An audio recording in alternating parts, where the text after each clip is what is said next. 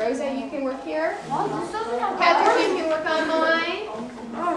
Hey, for your Right information, now, Kevin, just go ahead and sit down, then we'll get you set up. Okay? Patrick is almost finished with this project. Patrick is the man. Yeah, okay. Go ahead and have a seat, and then we'll get you set up.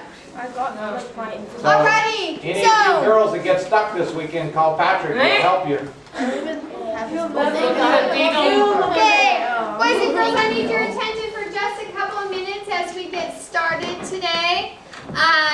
When you were here in class last time, we were talking about some strategies to be more effective at, Chris, see if she needs some help. Oh, no. Oh. I'm just visiting. Oh, okay. Sorry. No worries. Feel free to look around.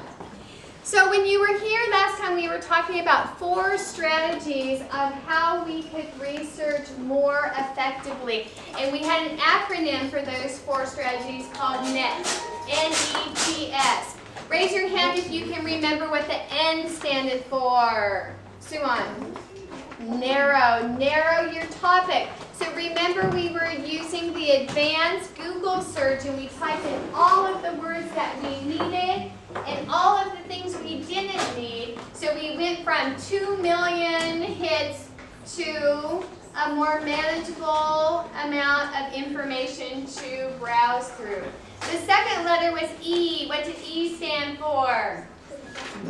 Exact phrases. And we talked about how cool it can be to use an exact phrase, again, to narrow the amount of information or to go find something specifically like a poem or a book or the name of a song that we wanted to learn more about. The third one was T. What did T stand for?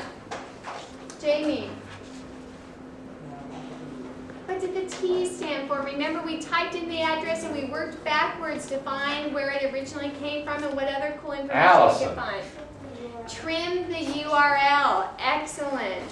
So the last one is S. What does S stand for? Yeah, similar pages. Seek similar pages. I'm going to show you something just super quick, and then we're going to talk a couple things about your assignment. So, if I am interested in, I find a really cool website about lifetime activities, and it has great information. I might want to go and find other similar types of sites. And I can do that by just typing in similar to, and then actually typing the address that I found that had great information.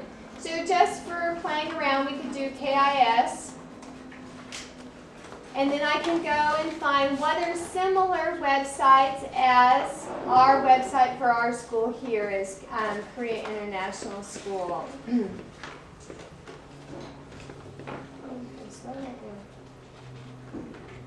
And hopefully in a few moments that will come up. The other thing that we can do other than similar to is linked to. And it's going to show how sites are linked. If I'm reading a book, at the back of the book, the author is going to have the bibliography of all of the sources that they use to create and write that particular book. So if I was fascinated by that book, I could go and look up those other sources. The internet's going to work the same way, that sites are going to link themselves to each other because they talk about similar topics or have similar information. So one of the things I can do other than similar to, so if we go down to our similar to, here's Korea International School, another site about Korea International Schools, graduation requirements, some web projects from some teachers here at our school, a school in Thailand that has the same name as us, KIS in Bangkok. Now, linked to is going to be all of the sites that are linked to ours. So if we go and search linked to, we get about 1,009 hits. So here is a link about South Korea International Schools. So somebody who's moving to South Korea that wants to know about all of the different international schools might go to that site, and then it would have a link to our school. What other schools might it have a link to? What are some of the other international schools? SIS. What else? SFS. YISS. TCIS. Excellent. So they're probably, so all of those international schools All here those inferior international schools. are going to be linked to us through various different sites. So this is the fourth of the strategies that we've been talking about so far that are good ways for you to be able to find information more effectively and more efficiently on the web. Now the other day when you came to class, I showed you a really cool site for finding pictures, and the reason why I said it was such a cool site was because they were copyright-free images for teachers and students, and that was picsforlearning.com. Did we also show you Flickr? Yeah.